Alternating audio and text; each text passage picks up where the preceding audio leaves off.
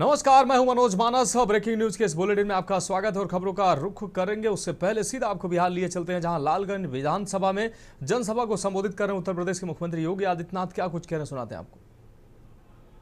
बिहार अपनी गौरवशाली अतीत के लिए जाना जाता है।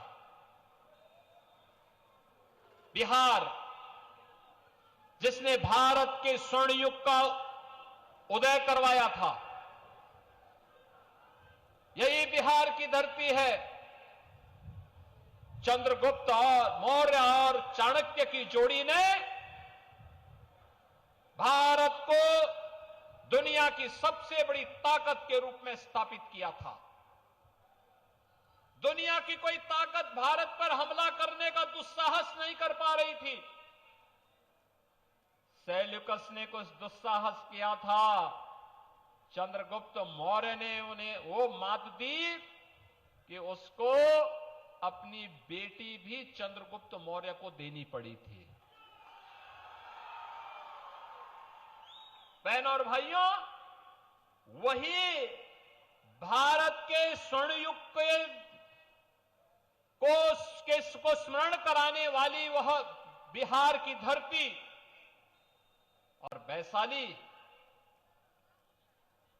तो भारत को, लोकतंत्र को, दुनिया के अंदर लोकतंत्र कैसे होता है, यह बिहार ने दिया, इस वैशाली की धरती ने दिया। इस धरती ने 24वें तीर्थंकर भगवान महावीर को भी जन्म दिया।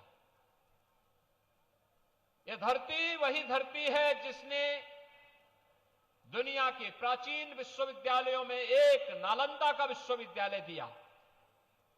और यह वह धरती है विकास कैसे होता है।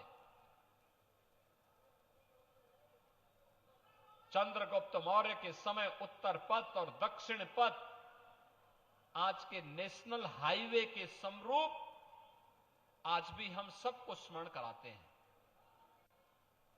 देश की स्वाधीनता आंदोलन के दौरान वीर बाबू कुंवर सिंह ने इसी बिहार की धरती से औरंगजेब के छक्के छुड़ाने के काम किए थे।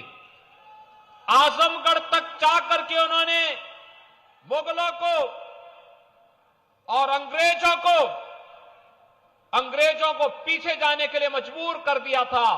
तो शेरशाह सूरी ने इसी धरती पर, इसी बिहार की धरती पर औरंगजेब के छक्के छुड़ाए थे।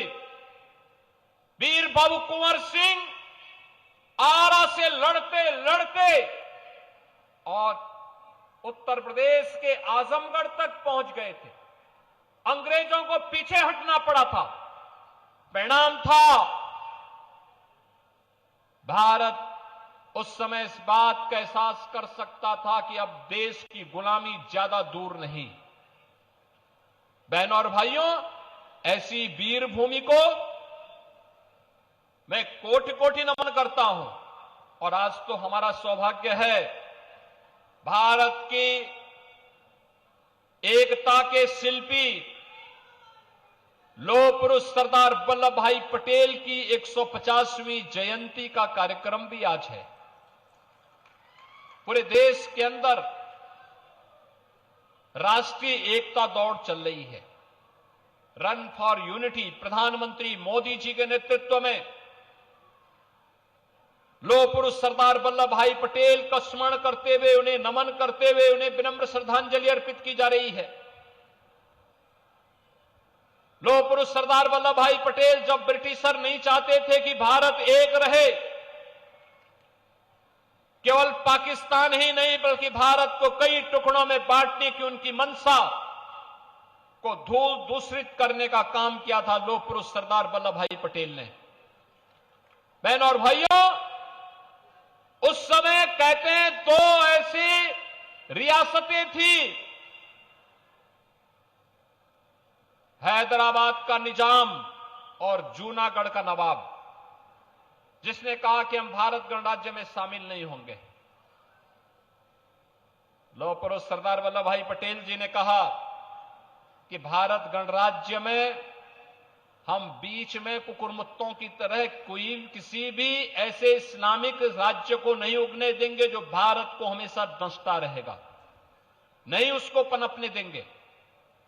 तुम्हें भारत गणराज्य में शामिल होना होगा या अपना बोरिया बिस्तर लेकर के यहां से 9-2-11 हो जाओ। और बहनों और भाइयों, निजाम को भी और जूनागढ़ के नवाब को भी छोड़ने के लिए मजबूर होना पड़ा था और वे पाकिस्तान भाग गए थे। बहनों और भाइयों, ऐसे भारत माता के महान सपूत लौह पुरुष सरदार वल्लभ भाई पटेल की 150वीं जन्म जयंती का पावन कार्यक्रम है। उनकी स्मृतियों को मैं कोटि कोटि नमन करते हुए विनम्र श्रद्धांजलि अर्पित करता हूं। यह बिहार की धरती है जिसने भारत के संविधान सभा के अध्यक्ष, भारत के प्रथम राष्ट्रपति राजेंद्र बाबू को जन्म दिया। यह बिहार की धरती है जिस बिहार की धरती ने लोकनायक जयप्रकाश नारायण को जन्म दिया, कर्पूरी ठाकुर को जन्म दिया, बाबू जगजीवन राम को जन्म दिया। यह बिहार की धरती है जिसने महात्मा बुद्ध को ज्ञान प्रदान करके उन्हें सिद्धार्थ से महात्मा बुद्ध के रूप में लोक कल्याण के लिए समर्पित करवा दिया था। ऐसी धरती को कोटि कोटि नमन करते हुए आज जब चुनावी समर में एनडीए के प्रत्याशी के पक्ष में आपसे आह्वान करने के लिए मुझे आना पड़ा, मैं विश्वास नहीं कर सकता था कितनी मूसलाधार बारिश के बावजूद भी मुझे अवसर मिलेगा और ये हजारों की संख्या में जन सैलाब यहां पे आकर के इस कार्यक्रम में एनडीए के प्रत्याशी को अपना आशीर्वाद दे रहा होगा। यानी 3 बार कार्यक्रम स्थगित हुआ। मैं जब लखनऊ से चला मुझे बताया गया कार्यक्रम नहीं हो पाएगा। मैं वहां से गोरखपुर आया, गोरखपुर में मुझे बताया गया कि वैशाली का कार्यक्रम तो होना संभव है क्योंकि पानी लगा हुआ है। मैं जब वहां से भी सिवान पहुंचा, लोगों ने कहा बारिश चल रही है। डॉक्टर महेंद्र सिंह जी ने कहा कि नहीं, बारिश हो चाहे तूफान हो, यहां की जनता मानने वाली नहीं है, आपको आना है और आकर के यहां की चुनावी सभा में जनता जनार्दन का आशीर्वाद भारतीय जनता पार्टी और एनडीए के प्रत्याशी को संजय कुमार सिंह को दिलवाना ही दिलवाना है। तो मैं वहां से चला और आप सबको मैं जानता हूं, आप जितने भी लोग यहां हजारों की संख्या में खड़े हैं, सब 1-1 फुट पानी में खड़े हैं। आपके कपड़े भीग रहे हैं, आप पानी के ऊपर खड़े हैं। इस सब के बावजूद आपका उत्साह बताता है आपकी मेहनत अवश्य इस कीचड़ से कमल खिलाने का काम करेगा और बिहार के अंदर एनडीए की सरकार को फिर से बनाने का काम करेगा। बहनों और भाइयों, मैं आज के इस अवसर पर केवल आपसे एक बात कहना चाहूंगा। जिस बिहार के पास अपनी गौरवशाली अतीत हो, वह बिहार क्यों अपनी पहचान के लिए मोहताज हुआ था। 2005 के पहले क्या स्थिति थी बिहार के अंदर, क्या स्थिति थी? बहनों और भाइयों, हर बिहार का नौजवान 2005 के पहले अपनी पहचान के लिए मोहताज हो चुका था। किसान पलायन कर रहा था, नौजवान बेरोजगार था, व्यापारी का सरेआम हत्या होती थी। कौन नहीं जानता है बिहार सरकार के मंत्री के रूप में श्री बृजबिहारी प्रसाद जी के साथ क्या घटना घटित हुई थी। बहनों और भाइयों, बिहार की इस स्थिति को देख करके हम लोगों को भी लगता था कि अगर बिहार ऐसे ही रहा तो फिर कैसे काम चलेगा, क्या होगा भारत का। बहनों और भाइयों, आज सुखद अनुभूति होती है जब बिहार अपने गौरव पर फिर से पुनर्स्थापना करने के लिए उतावला दिखाई देता, संघर्ष करते हुए आगे बढ़ता है। नीतीश बाबू के नेतृत्व में पिछले 20 वर्ष में बिहार ने सुशासन की जो नींव सुदृढ़ की है, अब उस सुशासन की सुदृढ़ नींव पर एक बड़ी इमारत खड़ी करनी है और उस बड़ी इमारत को खड़ा करने के लिए विकसित बिहार की संकल्पना के साथ आज हम सब आपके बीच आए हैं। बहनों और भाइयों, भारत दुनिया की सबसे बड़ी ताकत बना तब जब बिहार एक ताकत बना था। भारत विकसित होगा तब जब बिहार विकसित होगा। भारत आत्मनिर्भर होगा तब जब बिहार आत्मनिर्भर होगा। और उस आत्मनिर्भर और विकसित बिहार के लिए हमें अच्छे लोग चाहिए, अच्छे जनप्रतिनिधि चुन करके भेजने होंगे। याद करिए, अच्छी सरकार आती है तो विकास होता है। पिछले 20 वर्ष में बिहार में स्कूल कॉलेजेस बने हैं, कनेक्टिविटी बेहतर हुई है, रोड की कनेक्टिविटी, रेल की कनेक्टिविटी, पब्लिक ट्रांसपोर्ट की, मेट्रो की सुविधा, इनलैंड वाटरवे की, एयर कनेक्टिविटी की, इंजीनियरिंग कॉलेज, मेडिकल कॉलेज, ये सभी बने हैं, लगातार बन रहे हैं।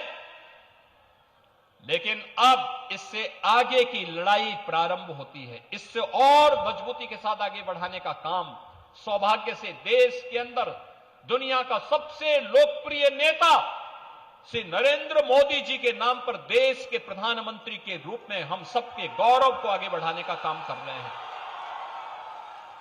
आपने देखा होगा मोदी जी के नेतृत्व में नया भारत,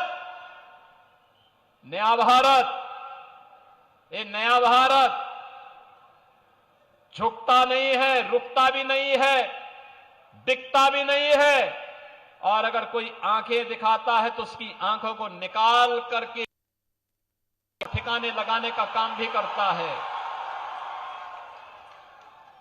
ये नया भारत विकास कराता है, विकास सबका, सुरक्षा सबको, लेकिन तुष्टीकरण किसी का नहीं करता है। ये नया भारत आतंकवाद और नक्सलवाद को उसकी माद में घुस करके मारना जानता है और भारत के नागरिकों की सुरक्षा प्रदान करना जानता है। ये नया भारत जनता को जनार्दन के रूप में पूछता है। भारत दुनिया का अकेला देश है जो 80 करोड़ लोगों को फ्री में राशन की सुविधा का लाभ दे रहा है। भारत अकेला देश है जो 50 करोड़ लोगों को स्वास्थ्य की सुविधा फ्री में उपलब्ध करवाने का काम कर रहा है।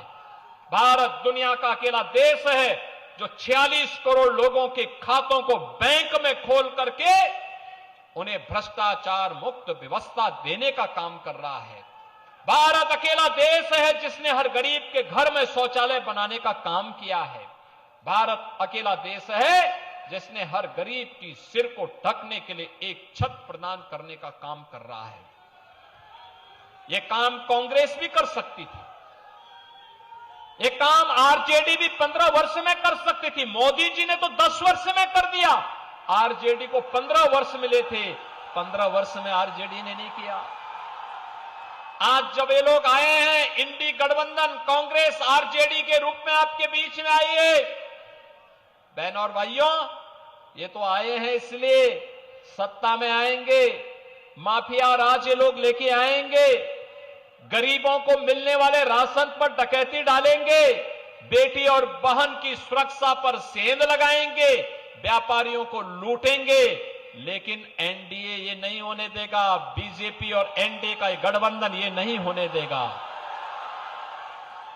आप देखते होंगे यूपी के अंदर, उत्तर प्रदेश के अंदर विरासत भी और विकास भी, माफिया के साथ कैसे व्यवहार होता है। और यूपी का बुलडोजर जब चलता है ना, तो माफिया कि कचमूर को निकाल करके सड़कों को बनाने का काम करता है और उनकी संपत्ति को जब्त करके गरीबों के लिए आवास भी बनाने का काम करता है। बहनों और भाइयों, ये कांग्रेस और आरजेडी राम मंदिर का विरोध करते हैं। आपने देखा होगा, कांग्रेस कहती थी कोर्ट में कि राम हुए ही नहीं, आरजेडी राम मंदिर के रथ को रोकती है। इनका पार्टनर्स उत्तर प्रदेश के अंदर राम भक्तों पर गोली चलाती है, लेकिन गोली की परवाह के बगैर, डंडों की परवाह के बगैर राम भक्त बोलता था कि रामलला हम आएंगे, मंदिर वही, और राम मंदिर बन गया ना, भव्य राम मंदिर। और अयोध्या में राम मंदिर होगा तो सीतामढ़ी में मां जानकी का मंदिर भी होगा। और यह काम भी एनडीए की सरकार कर रही है, प्रारंभ हो चुका है। एनडीए की डबल इंजन की सरकार है तो अयोध्या से सीतामढ़ी के लिए 6,155 करोड़ रुपए की लागत से बेहतरीन कनेक्टिविटी के लिए सड़क के निर्माण के कार्य को भी आगे बढ़ा दिया गया है। आज बिहार में बहनों और भाइयों, जब एनडीए की सरकार है तो विकास भी है और सुशासन की सुदृढ़ नींव पर एक बेहतर भविष्य की आशा के साथ हम कार्य कर सकते हैं। और इसीलिए मैं आज आप सबसे कह रहा हूं, बहनों और भाइयों, ये तो किसी भी चुनाव की सबसे बड़ी गारंटी होती है कि अगर राहुल गांधी प्रचार में आ गए तो मान के चलिए कि एनडीए की विजय सुनिश्चित है, सुनिश्चित है। और यही कहने के लिए आज मैं आपके पास आया हूं। एनडीए ने बीजेपी के रूप में संजय कुमार सिंह को लालगंज विधानसभा क्षेत्र से प्रत्याशी बनाकर के आपके बीच उतारा है। वे एक लोकप्रिय नेता हैं, जुझारू हैं। आपका आशीर्वाद उनको पहले भी प्राप्त हुआ है और फिर से आपका आशीर्वाद उनको प्राप्त होगा ना? सहमत है ना? सभी लोग जो सहमत हैं दोनों हाथ उठा करके बात करके मुझे बताओ। सभी लोग सहमत हैं ना? जहां तक मेरी आवाज जा रही है, आप सहमत हैं ना? विरासत और विकास की इस राजनीति को आगे बढ़ाने के लिए और विकसित बिहार के लिए संजय कुमार सिंह को आपका आशीर्वाद प्राप्त होगा ना? तो मुख्यमंत्री योगी आदित्यनाथ को आप सुन रहे थे, जो बिहार की लालगंज विधानसभा में जनसभा को संबोधित कर रहे थे। इस दौरान एनडीए प्रत्याशी और भारतीय जनता पार्टी के प्रत्याशी के पक्ष में उन्होंने मतदान की अपील किया। बढ़ेंगे अगली खबर की ओर। लखनऊ से अहम खबर है, अलकायदा के एक आतंकी को उम्र कैद की सजा हुई है। यूपी एटीएस ने वर्ष 2021 में किया था गिरफ्तार। एनआईए की विशेष अदालत ने सुनाई उम्र कैद की सजा। आतंकी मोहम्मद मोईद पर सजा के साथ 5,000 रुपए जुर्माना भी लगाया गया है। अंसार गजबतुल हिंद मॉड्यूल का सदस्य मोईद ने हथियार उपलब्ध कराने में की थी मदद। आतंकी घटनाओं को अंजाम देने की रच रहा था साजिश। आतंकी मिनहाज मसरुद्दीन मुस्तकीम के साथ रची थी साजिश।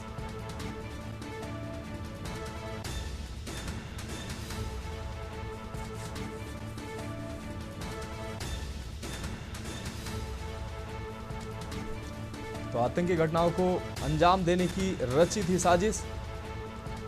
आतंकी मिनहाज मसरुद्दीन मुस्तकीम के साथ रच रहा था साजिश। तो लखनऊ से अहम खबर, अलकायदा के एक आतंकी को उम्र कैद की सजा हुई है। यूपी एटीएस ने वर्ष 2021 में किया था गिरफ्तार। एनआईए की विशेष अदालत ने सुनाई उम्र कैद की सजा। आतंकी मोहम्मद मोईद पर सजा के साथ 5,000 का जुर्माना भी लगाया है।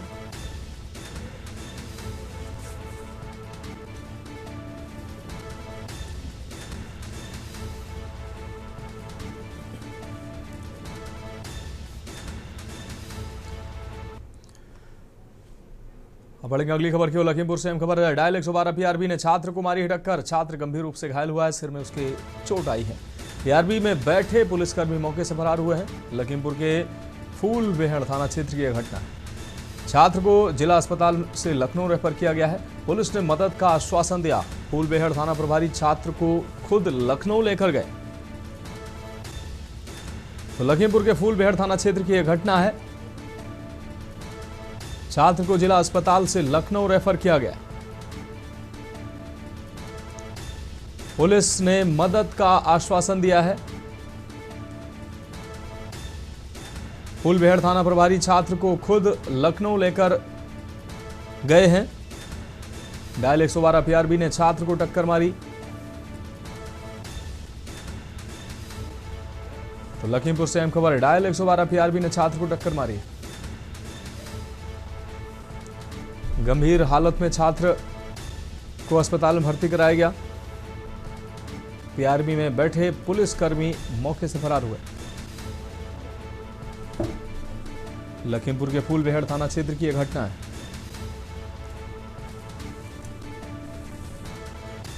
अक्षय श्रीवास्तव हमारे संवाददाता ज्यादा जानकारी के लिए हमारे साथ जुड़ गए हैं। अक्षय, पुलिस की पीआरबी वाहन ने छात्र को टक्कर मारी। इस दौरान छात्र गंभीर रूप से घायल हुआ है। घायल छात्र को हालांकि अस्पताल में भर्ती कराया गया था, लेकिन लखनऊ रेफर किया गया है। क्या है पूरी जानकारी? जी मनोज जी, बता दूं जनपद लखीमपुर खीरी के थाना कोतवाली पड़ता है। फूलबेहड़ जो छात्र था वो स्कूल से अपने घर वापस जा रहा था। वहीं पीआरबी की गाड़ी निकल रही थी और उसने छात्र को टक्कर मारी। टक्कर ज्यादा गंभीर लगने से छात्र घायल हुआ। उसके बाद आनंद फानन में पुलिस लेकर उसको पीएचसी पहुंचती है। पीएचसी से जिला अस्पताल से केजीएमयू ट्रॉमा सेंटर लखनऊ को रेफर किया गया। वहीं छात्र की हालत जो है नाजुक बताई जा रही है, क्योंकि छात्र जो है हेड इंजरी जो होती है वो हो चुकी है। पर में डॉक्टर जो यहाँ लखीमपुर के डॉक्टरों का कहना है कि छात्र की हालत जो है काफी नाजुक है।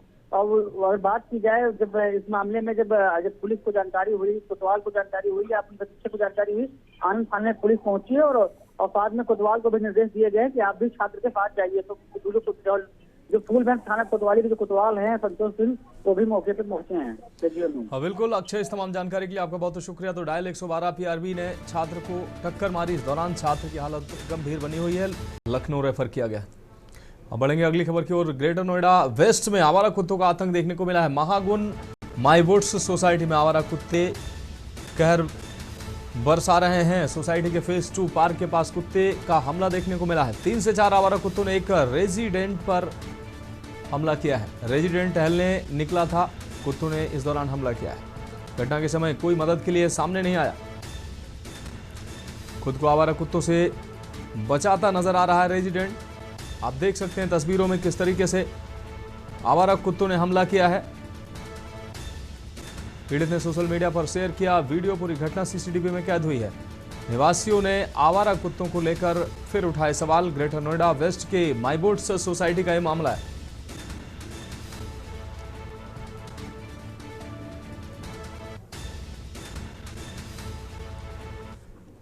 नोएडा इंटरनेशनल एयरपोर्ट पर ट्रायल रन शुरू हुआ है। आपको बता दें मिनी फ्लाइट से एयरपोर्ट पर लगे उपकरण परखे गए हैं। फ्लाइट की लैंडिंग और टेक ऑफ कराया गया है। डीजीसीए एयरड्रोम लाइसेंस देने से पहले जांच परख कर रहा है। एयरपोर्ट पर लगे उपकरणों के बारे में ली है जानकारी।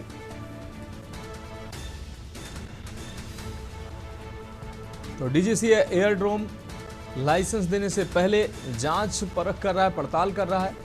एयरपोर्ट पर लगे उपकरणों के बारे में ली है जानकारी। नोएडा इंटरनेशनल एयरपोर्ट पर हुआ ट्रायल रन।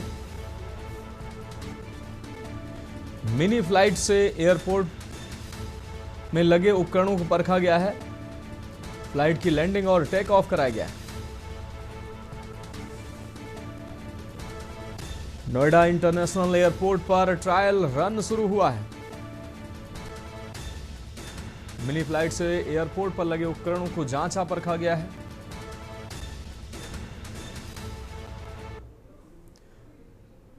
अब बढ़ेंगे अगली खबर की ओर। मोकामा टाल क्षेत्र के बसवान चक गांव के पास जनसुराज समर्थक और राजद के पूर्व वरिष्ठ नेता दुलार चंद यादव की हत्या से इलाके में तनाव फैल गया है।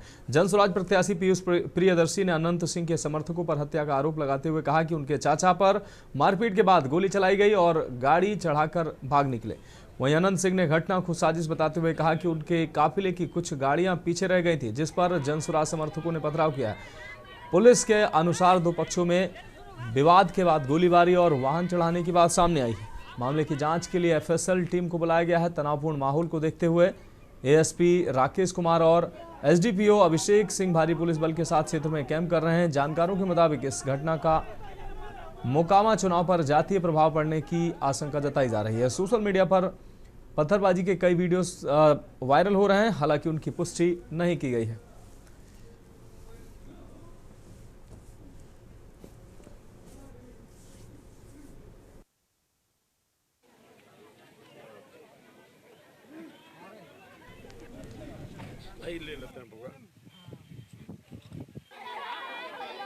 आनंद सिंह तारतर आए हुए थे, तारतर से जा रहे थे, वो बसानचक में घूर रहे थे तो उनका चचेरा पोता संजय यादव, वो पिता मौली यादव, उसके बाद माके यादव, पिता शरण यादव, लाला यादव, पिता सीताराम यादव। उसके बाद तीनों ने, उनका परिवार का सदस्य था, वो तीनों ने इनको बात से उझलाया। उसके बाद अनंत सिंह आया, उसके बाद छोटन सिंह और भूषण सिंह, तीनों मिलके ने इन पर गोली, अनंत सिंह पिस्टल अपने उस सिपाही वाला छीन के इन पर गोली चलाया है। हम लोग टाल में वोट मांग रहे थे, रास्ता में देखे कि कासो गाड़ी खड़ा है, तो उसके बाद हम मुझे तब जो कहे कुछ नहीं कोई बोलो, तो 30 गाड़ी हम आगे बढ़ गए, 10 गाड़ी हमारा पाछू रह गया, उसको कुल मारना चूरना शुरू कर दिया। बहुत हुआ, हम लोग 40 गाड़ी आगू थे। अब पंजा कुल अंगड़ी में पहन लेता, रेलवे वाला कुल रोड़ा रख लेता, एकदम खून तैयारी सूरज भान के यह था कि लड़ाई झगड़ा कैसे हो जाए, तब वोट में ऐसे हो जाए, सूरज भान का ही खेला है। एफआईआर दर्ज किया जाएगा और उसके उपरांत जो विधि सम्मत कार्रवाई है वो की जाएगी। एफएसएल टीम को भी सूचित किया गया है, जो घटनास्थल पर आकर सभी चीज़ों का बारीकी से इसमें अनुसंधान किया जाएगा, साक्ष्य संकलन किया जाएगा और जो भी आगे कार्रवाई है वो हम लोग करेंगे। घटना का कारण क्या है सर, क्यों हुई है? कारण के बारे में अभी अनुसंधान किया जा रहा है। फिलहाल जो पुलिस को सूचना मिली थी कि इस तरह की घटना हुई है, जो शव है जिनकी मतलब दुलारचंद यादव जी हैं, जिनकी हत्या की बात कही जा रही है। पहले गोली पैर में मारा गया, उसके बाद गाड़ी चढ़ाने की बात की जा रही है। इसी के संबंध में कुछ लोगों पर आरोप लगाए जा रहे हैं। इस संबंध में हम लोग आवेदन प्राप्त कर एफआईआर दर्ज करेंगे। फिलहाल खबरों में अभी के लिए मेरे साथ इतना ही। मुझे दीजिए इजाजत और आप देखते रहिए के न्यूज़ इंडिया। आप देख रहे हैं के न्यूज़, खबरों का सारथी।